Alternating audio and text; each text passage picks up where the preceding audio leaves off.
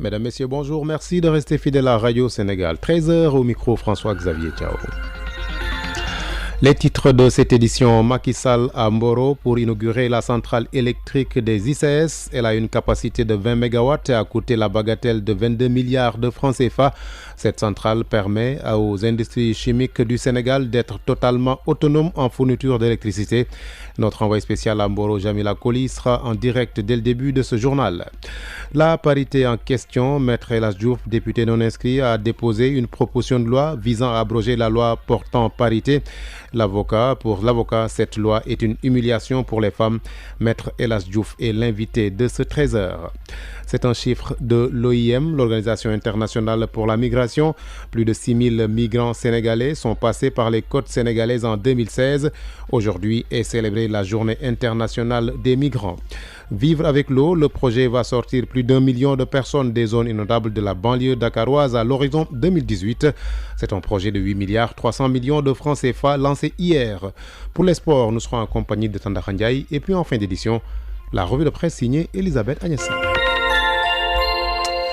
Bienvenue à toutes et à tous. Le président Macky Sall est à Mboro. Le chef de l'État inaugure à l'instant la centrale électrique des ICS d'une capacité de 20 MW. Cette centrale permet à l'usine d'être totalement autonome en fourniture d'électricité. La centrale, dont le financement s'élève à 22 milliards de francs CFA, est l'œuvre de l'Indien Indorama, repreneur des industries chimiques du Sénégal. Sur place à Mboro, notre envoyé spécial Jamila Koli, bonjour. Voilà, on est aussi actif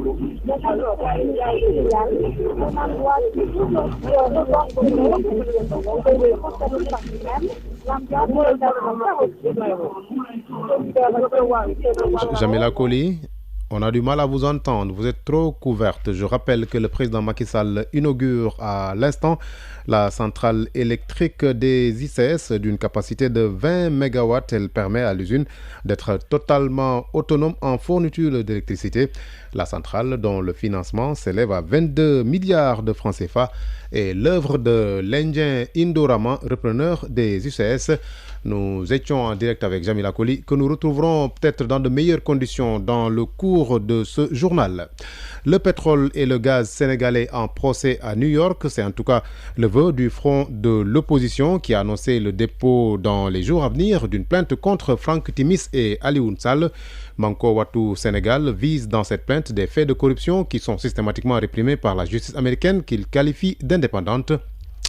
Moudban, vice-président de la commission communication de Manko Wattu Sénégal, joint par Khali Amadou Narfal. Les États-Unis, ils ont voté une loi qui vise toute personne, en tout cas américaine ou toute société américaine impliquée dans des histoires de corruption, que ce soit en terre américaine ou à l'étranger. Et Cosmos étant une entreprise américaine impliquée dans une affaire dans laquelle nous sentons la corruption, parce que là, le frère du président de la République n'a pas de qualité pour gérer une société pétrolière. Encore une fois, nous dénonçons l'implication de Franck Timis qui aujourd'hui détient 30% de nos ressources publiques, nous, au Sénégal, et nous souhaitons que ces 30% soient nationalisés, soient rendus au peuple sénégalais. C'est pourquoi, comme nous avons remarqué beaucoup de non-dits et des choses qui sont nébuleuses dans cette affaire-là, nous avons senti nécessaire d'aller aux États-Unis pour lancer là-bas la procédure pour qu'on puisse, parce que là, quand même, on sait que la justice américaine est indépendante. Et je vous apprends qu'il y a qu'en 2014, le procureur de New York avait ouvert une enquête par rapport à ça, parce que Franck Timis, qui est une personnalité controversée, est cité dans beaucoup de choses pareilles, et les Américains ont senti la nécessité de creuser cette affaire-là pour voir si, effectivement, l'entreprise américaine qui travaille avec Franck Timis est mêlée dans ces histoires de corruption-là. Voilà, Moudban, vice-président de la commission communication de Manko Wattu Sénégal. Nous repartons à Mboro, où se trouve présentement le président de la République, Macky Sall, qui inaugure à l'instant la centrale électrique des ICS d'une capacité de 20 MW. Cette centrale permet à l'usine d'être totalement autonome en fourniture d'électricité. Jamila Koli, nous espérons vous retrouver dans de meilleures conditions. Oui, François. Oui, allez-y, on vous écoute. Bonjour, voilà, on est là au site actif des industries chimiques du Sénégal. Un endroit qui aujourd'hui regorge de monde. Vous pouvez le constater par vous-même. L'ambiance est à son paroxysme. Ici, les leaders politiques de Boro ont pris toutes les dispositions pour réserver un accueil triomphal au chef de l'État. Le président Macky Sall qui préside la cérémonie d'inauguration de la centrale électrique des ICS, située dans le département de Tivaouane. Les industries chimiques du Sénégal ont été mises sur pied grâce à la coopération sud, notamment de la rencontre entre les deux points importants de l'Indonésie de l'Inde en acide phosphorique pour la fabrication d'engrais et la disponibilité au Sénégal d'une mine de phosphate de grande quantité. En août 2014, le groupe Indorama est entré dans le capital de cette industrie chimique et pour rentabiliser les unités de production en juin dernier, les ICS ont mis en service une centrale électrique de 20 MW pour permettre à l'usine d'être totalement autonome en matière de fourniture d'électricité. Et figurez-vous, François, qu'avec cette centrale, les ICS fournissent même de l'électricité à la Sénélec. La nouvelle centrale a coûté plus de 22 milliards de francs CFA à son repreneur et partenaire stratégique, le groupe Indorama. Et le joyau a été construit en un délai de 15 mois. Les ICS produisent du phosphate, de l'acide phosphorique et des engrais. Avec plus de 1500 agents permanents, elle représente à elle seule plus de 25% des effectifs globaux du secteur minier. Les ICS sont par ailleurs le plus gros exportateur sénégalais. François, le chef de l'État est arrivé, on l'attend incessamment au chapiteau. Au bas du podium, des élèves de l'école Baïbaï des ICS vont l'accueillir. Il vient d'inaugurer la centrale électrique. De plus simples informations, François, dans les prochaines éditions. C'était Jamila Kouli à Boro, depuis le site acide des ICS. Voilà, merci Jamila Kouli en direct de Boro, où le président Macky Sall procède à l'instant à l'inauguration de la centrale électrique des ICS. Radio Sénégal sur l'ensemble de son réseau synchronisé à 13h06. Maître El Hadj Diouf remet au goût du jour le débat sur la parité au Sénégal. Le député non inscrit vient d'introduire une proposition de loi visant à abroger la loi instituant la parité dans les institutions totalement ou partiellement électives au Sénégal. Selon le secrétaire général du PTP, la parité est une humiliation faite aux femmes qui ne sont ni une espèce ni des handicapés à protéger. Voici Maître El Hadj Diouf interrogé par Khadifal Koulibaly. On semble aider les femmes alors que c'est le contraire. C'est une mascarade. Dans notre pays, nous avons plutôt besoin de compétences et de mérite. Donc si on doit investir quelqu'un, il faudrait qu'on voit quel est son mérite. Est-ce que la personne qui doit être investie sur une liste, est-ce qu'elle remplit les critères? Cette personne peut être une femme comme elle peut être un homme. C'est ça. Mais dire qu'il faut absolument, sur toutes les listes, mettre un homme, une femme jusqu'à la fin, quel que soit le niveau ou les connaissances ou la personnalité du candidat, ça fait désordre. Les femmes peuvent même être plus nombreuses sur une liste. Parce que les femmes mobilisent beaucoup dans ce pays, les femmes ont du monde. Donc si on met un homme, une femme, on peut mettre des hommes même qui n'ont personne.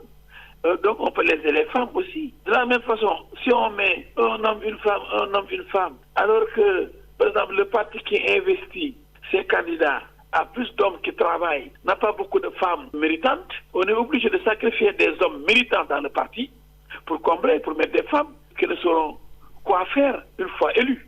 Je dis que c'est du populisme, c'est une mascarade, c'est de la tromperie, c'est de l'escroquerie politique. Maître El Hadj Diouf sera l'invité de ce journal en fin d'édition. Le COSEF, Conseil sénégalais des femmes, se refuse à tout commentaire au sujet justement de cette proposition de loi de Maître El Hadj Diouf. Le COSEF juge inopportune cette proposition de loi et qui, selon lui, a des visées politiciennes.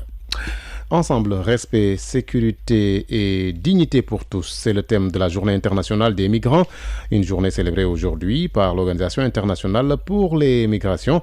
L'objectif est de montrer les aspects positifs de la migration dans les pays d'accueil. L'OIM a révélé que pour l'année 2016, 6 000 migrants sénégalais sont passés par les côtes italiennes. Dior Ndiaye Cissé.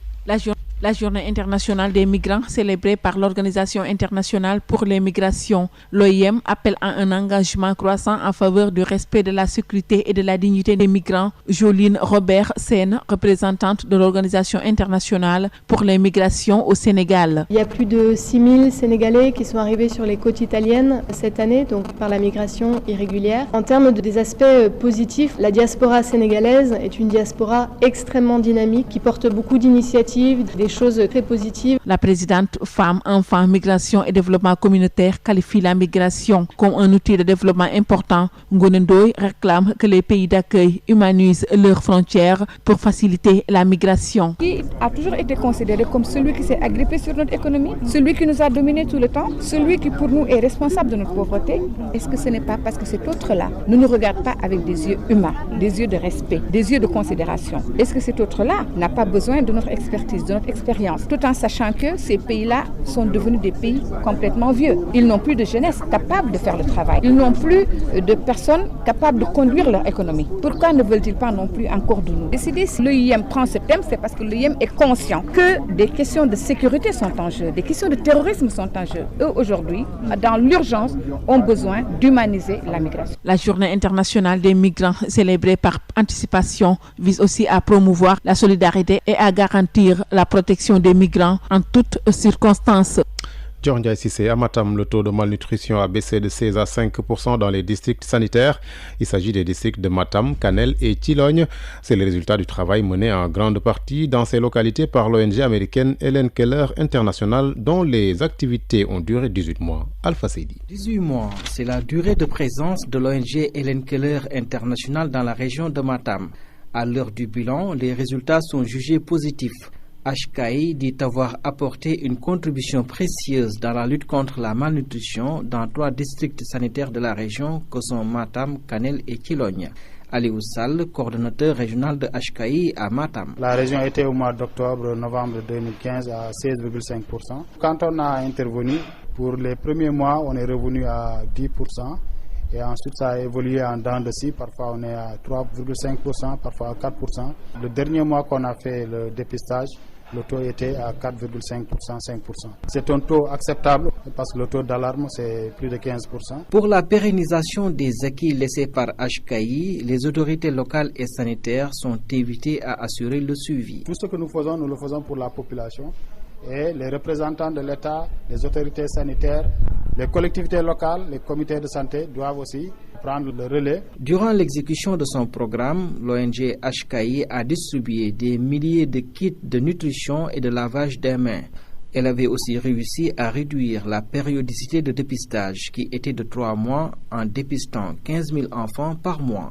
Alpha Seydi, Matam, Radio Sénégal. Presque 1 million de personnes de 10 communes inondables de la région de Dakar vont être donc soulagées avant janvier 2018. C'est dans le cadre du projet Vivre avec l'eau. C'est un projet de 8 milliards 300 millions de francs CFA qui a été lancé hier à Yeumbeul, à Ndiaye Diouf. Le projet est financé par la coopération britannique et exécuté par le Consortium pour la recherche économique et sociale, CRES. La phase pilote vient d'être bouclée. La première phase du projet Vivre avec l'eau va être déroulée jusqu'au mois de décembre 2017. Pape Gorgui-Ndong, ministre délégué auprès du ministre du Renouveau urbain, de l'Habitat et du Cadre de vie, chargé de la restructuration et de la requalification des banlieues. Le projet Vivre avec l'eau ainsi conçu se veut une contribution à la résolution des problèmes d'inondation dans la zone urbaine et périurbaine de Dakar et plus particulièrement dans les communes grâce à une approche intégrée et participative combinant la construction d'infrastructures d'évacuation des eaux pluviales, le renforcement des capacités des populations en matière de gestion des déchets et de maraîchage, l'organisation et la formation de la population et plus particulièrement les femmes pour une meilleure anticipation et gestion des inondations. 920 000 personnes vivant dans les zones inondées de la région de Dakar vont être touchées. Elles sont réparties dans 10 communes. À Yeumbeul Nord, Ben Barak, Vivre avec l'eau donne satisfaction. On était obligé d'utiliser des sacs de sable pour sortir. Alors aujourd'hui, tous ces problèmes sont réglés. On n'a plus de problème d'évacuer nos fosses septiques. On versait ces eaux dans les bassins. Le financement est de 8 milliards 300 millions. Le démarrage prochain des travaux de la restructuration du quartier Ben Barak, dont la phase pilote va couvrir une superficie de 62 hectares pour une population estimée à 15 000 habitants. RTS banlieue, à Ndiaye Diouf. Litige foncier à Bilpol dans la commune de Ndiafat. Nous sommes dans la région de Kaolack. Les populations dénoncent une tentative d'expropriation de leurs terres. Elles s'y opposent et ont marché hier. Daouda Badiane. Ce sont des populations du village de Bilpol dans la commune de Ndiafat prêtes à en découdre. Et elles disent non et dénoncent toute tentative de leur arracher leurs terres. Abdou Kuntaba, habitant du village de Bilpol. À notre grande surprise, ce matin, nous avons vu des agents du cadastre accompagnés des services de l'ordre bien armés. Ils sont allés dans les champs, ils ont commencé à faire le traçage. Ils nous ont fait comprendre que c'est la limite entre Kaolack et Ndiafat. Alors s'ils veulent des manœuvres, ils n'ont qu'à aller voir ailleurs, mais pas ici. Le président de la commission domaniale de la commune de Ndiafat indique n'avoir été saisi par un arrêté ni un décret qui confirme les limites de Ndiafat et celles de Kaolack. Antoine Sour. Aujourd'hui, s'ils veulent dire que ce que le Toubab négocié appartient maintenant à la commune de Kaolack, nous sommes dans l'impasse. Nous ne savons plus quoi dire. Et ce qui est marrant dans cette affaire, lorsque nous étions jeunes, les limites de Ndiafat se trouvaient à la rive. C'est la rive qui sépare Kaolack de Ndiafat. Maintenant, nous n'avons pas vu d'arrêté ni de décret qui montre que voici les limites de Ndiafat, voici les limites de Kaolack. Les populations du village de Bilpol soupçonnent là une manœuvre de l'entreprise Les Salins du Sine Saloum. Elle pointe du doigt le service régional du cadastre qui est en train de délimiter sans leur consentement. Daouda Laïbediane, Kaolack, Radio Sénégal. Le chef du bureau régional du service cadastral de Kaolack rejette ces accusations. El Hadj Habib Bey parle d'un travail technique de délimitation entre les communes de la zone. Voici El Hadj Habib Bey au micro de Daouda Laïbediane. Même dans la décentralisation, c'est une donnée fondamentale. Il faut sortir les limites des différentes collectivités. Et avant même d'aller sur le terrain, nous sommes préfets par rapport à cette question. Et nous avons tenu beaucoup de réunions avant aujourd'hui sur le terrain pour faire ce travail. Bouge. Et vous devez le savoir. C'est pourquoi Radio Sénégal vous tient informé des faits, gestes et paroles qui impactent la marche du monde. C'est géo, c'est politique et c'est international.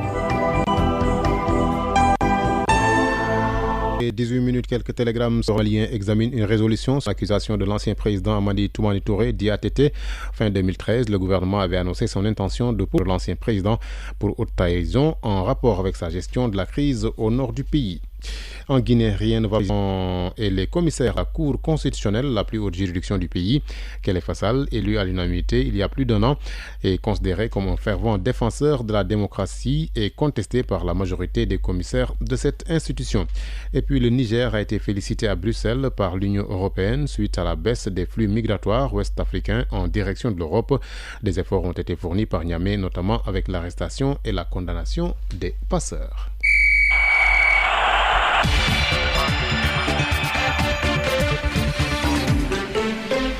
La page des sports présentée par Tanda Khandiaï, bonjour. Bonjour. En ouverture du football sur l'international, les grands championnats européens débutent ce soir leur match avancé. Oui, tout à fait, à ces championnats avancés et ces journées avancées. Commençons d'abord par l'Hexagone à 19h45. Angers, le club de Chernoï qui reçoit l'équipe de Nantes en 18e journée de Ligue 1 française. En Liga espagnole, 16e tour, ce vendredi, Alaves accueille le Betis Séville. Le match avancé de la Bundesliga mettra aux prises à 19h30 Hoffenheim au Borussia Dortmund. Au calcio italien et en Premier League anglaise, les rencontres se jouent samedi. Par ailleurs, en ce qui concerne le mondial des clubs, c'est au Japon. La finale se joue dimanche à 10h30. Ce sera entre l'équipe de Kashima, le club nippon, et le Real de Madrid. Du football chez nous, la Ligue 1 joue ce week-end sa 7e journée. Oui, la quasi-totalité des rencontres se joue dimanche à 15h30. Demba Diop ouvre les hostilités avec un certain Nyari Teli US Ouakam, suivi à 17h30 de Gorée Casa Sport. À Denis Biramdao, Tenguet FC rencontre les Grenats des Générations Foot. La confrontation Ndiambour-Djambar, c'est à Louga. Pendant ce temps, à Amadou Bari, c'est une Linguère gonflée à bloc qui défie le GFC.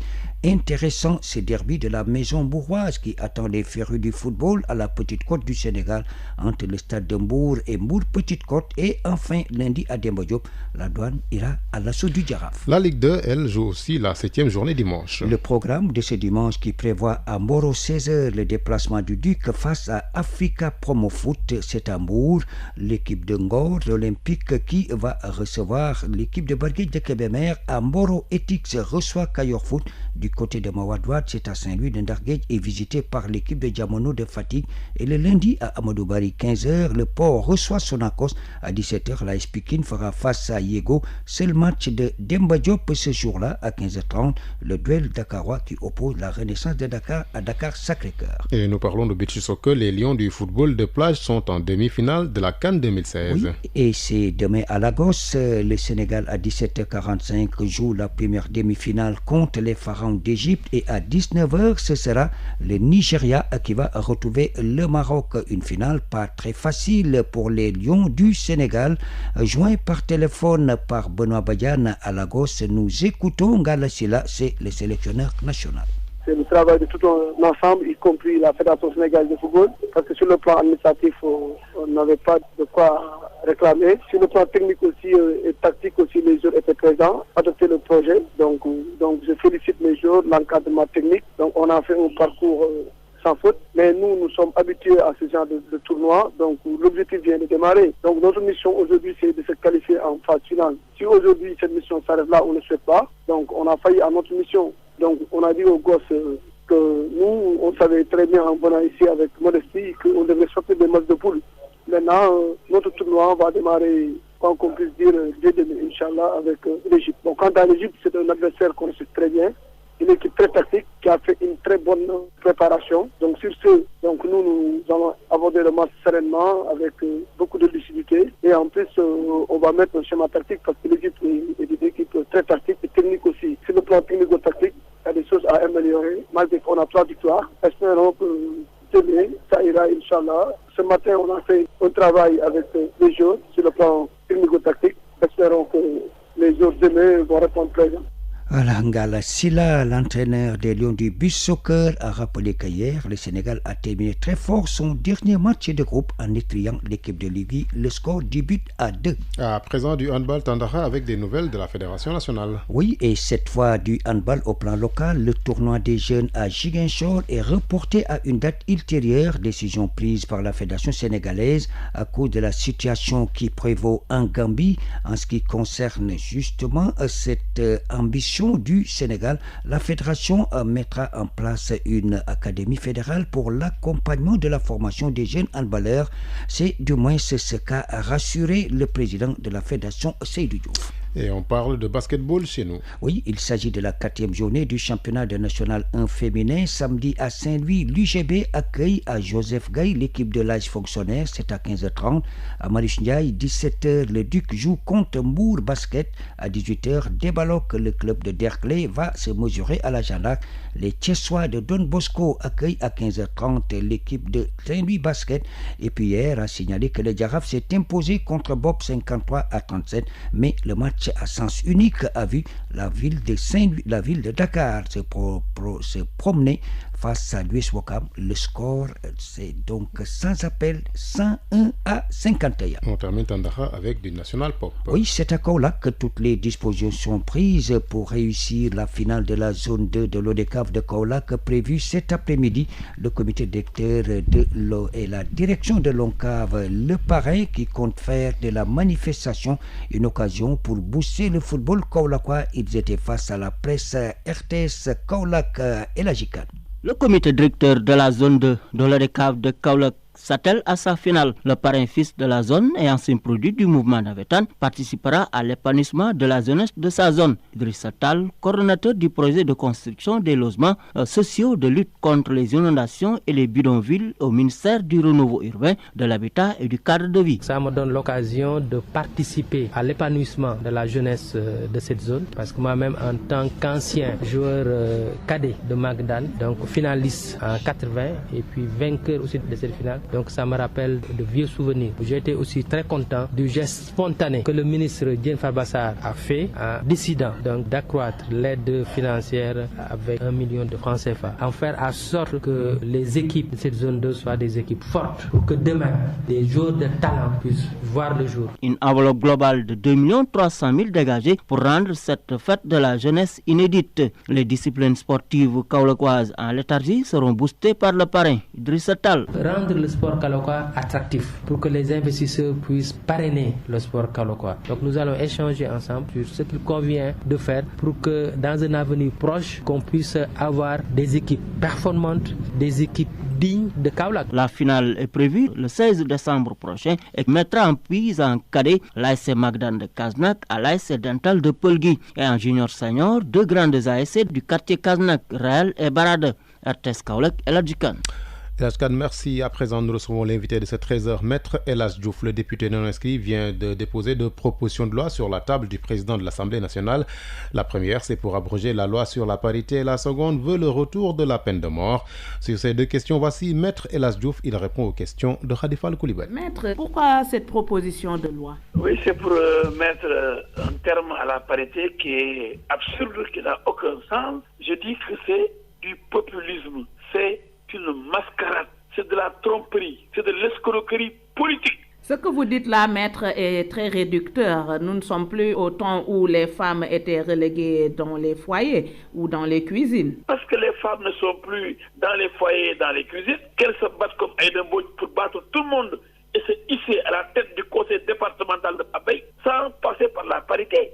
C'est de la même façon, Maître Aïssata Tall Sall s'est battu pour s'imposer à Podor contre le vents et marées et même contre son parti, le Parti socialiste. De la même façon, Aminata Mbengue Ndiaye a été maire de Louga en battant tous les hommes. C'est une question de mérite. Moi, ce que je ne veux pas, c'est qu'on pense qu'on aide les femmes. Les femmes ne sont pas des handicapés. C'est une injure faite aux femmes. Les femmes méritantes vont occuper les places qu'il faut. Moi, je suis pour l'homme ou la femme qu'il faut à la place qu'il faut, mais pas l'homme ou la femme selon une parité mécanique.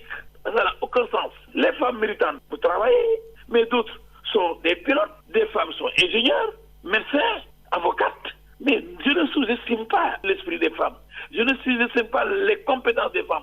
C'est pourquoi je ne veux pas qu'on les prenne comme des handicapés à aider, comme des gens qu'il faut favoriser parce qu'ayant des limites. Non, on n'est plus dans ce monde-là où les femmes étaient confisquées dans des tâches domestiques. Non, respectons les femmes au moins. La parité est une injure faite aux femmes. Mais c'est un acquis, maître. C'est un acquis. C'est pas un acquis, c'est un recul. C'est un recul. On ne revient pas sur des acquis. La parité est un véritable recul. Parce que là où les femmes doivent être plus nombreuses, même sur des listes, elles vont se contenter de la moitié. Et même moins. Regardez l'Assemblée nationale. Regardez le Haut Conseil des collectivités territoriales. Il n'y a pas la parité. Regardez la commune de Touba. Il n'y a aucune femme. La parité ne se décrète pas. Ça ne se décrète pas. Les femmes qui doivent occuper les fonctions à la radio, à la télé, à l'Assemblée nationale, elles ont le mérite, elles en ont les compétences. On a vu Sokhna Dieng Mbacké diriger la télévision sénégalaise. On a vu des femmes briller de par leurs compétences. On a vu des femmes comme Mama Dior Boye et Mimi Touré diriger le gouvernement sénégalais. C'est vrai. Un peu de respect pour les femmes quand même. C'est quel acquis, comme si les femmes étaient incapables d'occuper des fonctions importantes dans ce pays. Non, au contraire. C'est une injure faite à l'intelligence des femmes, la parité. Sur un autre registre, vous avez aussi fait une proposition de loi pour qu'on revienne sur la peine de mort. Lorsque la peine de mort existait dans notre pays, il n'y avait pas ces tueries barbares, il n'y avait pas ces agressions sauvages. On n'égorgeait pas les femmes dans ce pays. Parce qu'on sait que quand on tue, on ne sera pas tué. Alors que si la peine de mort existe, du temps de Senghor, par exemple, lorsque la peine de mort existait, mais on n'assistait pas à ces crimes. Maintenant que la peine de mort n'existe plus, les gens peuvent se permettre de tuer et de dire « moi, je ne serai pas tué ». Et vous savez que l'être humain, je ne parle pas des djihadistes qui aiment la mort, l'être humain normal n'aime pas la mort, craint la mort. Donc, avant de donner la mort, sachant qu'on va être éliminé après, on va réfléchir. Donc, c'est dissuasif, c'est une politique dissuasive. La peine de mort dissuade. La peine de mort va faire réfléchir tous ceux qui veulent commettre un crime. Ils vont voir, ils vont faire le pour et le contre. Qu'est-ce que je risque? Qu'est-ce qui va se passer après? Ah non, donc je ne vais pas le tuer. Si je le tue, demain je serai tué. Mais voilà, raisonnement fait par les criminels. S'ils disent que, oui, ils sentent qu'il n'y a pas de répression sévère, il n'y a pas de peine de mort, il n'y a que les travaux forcés à perpétuité, mais ils peuvent passer à l'action. Parce qu'on les entretient. Pour la plupart, ils sont entretenus par l'État. Dans les prisons, ils mangent bien, ils dorment bien. Alors que leurs victimes sont enterrées depuis longtemps. C'est une injustice. Qui tue doit être tué à son tour. Voilà. Merci, Maître El Hadj Diouf. C'est moi qui vous remercie. À présent, la revue de presse signée Elisabeth Adjassa. L'affaire Franck Timis, toujours à la une des journaux. Walf Quotidien révèle ce matin que l'opposition a décidé de saisir la justice américaine. Selon Sud Quotidien, le Front Manko Wattu Sénégal a décidé d'internationaliser sa bataille judiciaire contre le patron de Timis Corporation, comme l'ont annoncé hier en point de presse les avocats commis par la coalition. Il s'agit, selon Libération, des autorités financières du marché boursier et du parquet de New York. Parce que, comme l'ont relevé les avocats de Manko Wattu Sénégal, poursuit Libération, l'une des sociétés mises en cause, Cosmos Energy, est cotée à la bourse de New York, donc relevant de la compétence de cet État. Une compétence qui, si l'on en croit Réumi Quotidien, est fondée sur une loi américaine de 1977 contre la corruption et fondée sur la transparence financière et qui peut s'appliquer à l'ensemble des États du monde. C'est pourquoi renchérit Walf Quotidien en relation avec leurs confrères du barreau de New York, les avocats de Manko, en l'occurrence Maître Seydou Diagne, Ciré Clédor Ly et Assane Dioma Ndiaye, préparent la saisine de la justice américaine pour dénoncer des faits qui sont présentés comme des opérations suspectes et qui violent non seulement la législation sénégalaise mais aussi la loi américaine. Une situation qui a fait réagir l'avocat de Franck Timis, Seydou Sall. Maître El Hadj Diouf affirme dans les colonnes de Vox Populi être déçu que Manko n'ait pas porté plainte ici au Sénégal et annonce que les éditions dans le cadre de la plainte de Franck Timis contre des personnalités de l'opposition sénégalaise et de la société civile vont commencer. Et poursuit Maître El Hadj Diouf toujours dans les colonnes de Vox Populi. Les leaders du Tassaro vont défiler devant la sûreté urbaine pour répondre de leurs allégations qu'ils jugent infondées et mensongères. Lui-même, si l'on en croit l'enquête, s'est fait l'avocat de Yaya Jammeh, puisqu'estimant que ce dernier est victime d'un complot international pour l'écarter du pouvoir, alors que le scrutin a été entaché d'irrégularités reconnues même par l'autorité en charge de l'organisation des élections, non sans traiter l'Union africaine, la CEDEAO et les observateurs étrangers de corrompus. L'autre actualité à la une des journaux ce matin est le verdict de la Cour suprême rendu hier dans l'affaire de la drogue du Lamantin Biche. Luc, dans un autre combat, titre ce matin Le Quotidien qui révèle que la Cour suprême a cassé hier le jugement de la Cour d'appel qui l'avait condamné à 5 ans, dont 3 ans ferme et 500 millions de francs CFA d'amende dans l'affaire de la drogue du Lamantin Biche. Mais précise le journal du groupe Avenir Communication, Luc Nicolas poursuivi pour détention de drogue, association de malfaiteurs et tentative d'extorsion de fonds n'a pas été blanchi puisque renchérit l'Obs. L'affaire est renvoyée pour être rejugée par la Cour d'appel suite à des irrégularités. Un coup de théâtre, comme le relève ce matin Birma, puisqu'avec cette condamnation, la Cour d'appel confirmait le tribunal correctionnel et qu'au finish, la Cour suprême a cassé la décision en passant Luc à la blanchisserie. Une nouvelle qui, de l'avis de certains, comme le souligne le biétiste de la tribune, a des relents politiques, car le promoteur a annoncé tout dernièrement la mise en place d'un mouvement de soutien au président Macky Sall. Birima de se demander alors si ceci explique-t-il cela. Quoi qu'il en soit, Omar Faye de Leral Askan Wi dénonce dans la tribune un 2 poids 2 mesures qui consiste à protéger ses amis et à réprimander ses adversaires politiques. Le Soleil de ce matin nous replonge dans le train express régional dont les travaux ont été lancés en début de semaine par le chef de l'État. L'Astre national nous apprend ce matin que c'est Alstom qui a en charge la fourniture des 15 trains de la réalisation du train express régional. Et poursuit le Soleil, ces trains dont les travaux débutent en 2017 vont allier confort, fiabilité et respect de l'environnement. À 13h34, c'est la fin de ce journal. Je remercie l'équipe en cabine Souley Bari au CDM Oumar Sow. Journal réalisé par Ouleli Khan et Khadifal Koulibaly devant le micro François-Xavier Thiaw. Merci de votre fidélité à Radio Sénégal. Bon après-midi à toutes et à tous.